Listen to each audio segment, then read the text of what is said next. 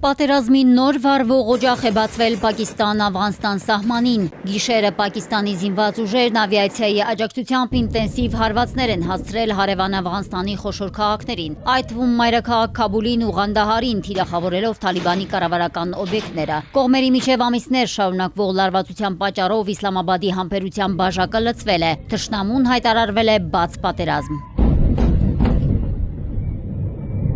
Հարվածները ներառել են օդային և ցամաքային գործողություններ թալիբների դիրքերի, շտաբների և զինամթերքի պահեստների դեմ, սահմանի երկայնքով մի քանի հատվածներում։ Իսլամաբադը հայտնել է, որ սպանվել է 133 թալիբ զինյալ, ավելի քան 200-ը վիրավորվել են, ոչնչացվել է 27 հենակետ, 9 գրավվել։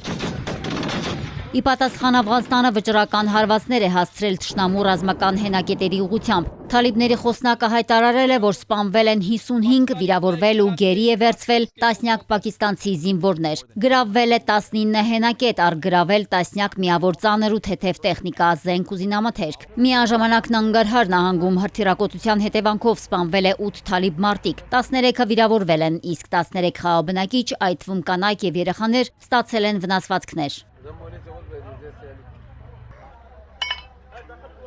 Աֆղանստանի պաշտպանության գերատեսչությունը հայտնել է, որ ճշգրտությամբ ու քաջությամբ հասել են օպերատիվ բոլոր նպատակներին։ Ուժային կառույցի պնդմամբ Աֆղանստանի տարածքի ցանկացած խախտման դեպքում կպատասխանեն կրակով, պողպատով և վրեժխնդրությամբ։ Գիշերային աննախադեպ լարվածությունից հետո օրվա ընթացքում մարտերը հանդարտվել են։ Աֆղանստանի պաշտպանության նախարարությունը հայտարարել է ռազմական գործողություններն ավարտելու մասին։ Գիշերային մղձավանջից հետո հարաբերական անդոր է, Աֆղանստանի բնակչությունն անցել է առօրեական գործերին, թեպետ գիշերն ահաբեկվել են։ Գիշերը ժամը 2-ն էր, մենք ընկերներով միասին էինք, կարծեցինք պայթյուն էր կամ երկրաշարժ, տանից դուրս չեկանք, ինտենսիվ կրակոցների ձայներ լսեցինք, որոշ ժամանակ անց միայն կարողացանք դուրս գալ փողոց։ Քնած էինք, վեր թռանք պայթյունի հզոր ձայնից, մարդիկ ասում են, որ օդանավակայանի վրա է հարձակում եղել։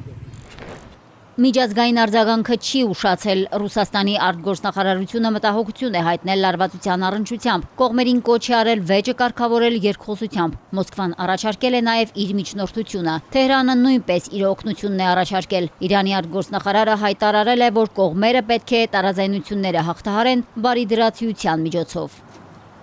Մարիկ Օստանյան, Էպիկենտրոն։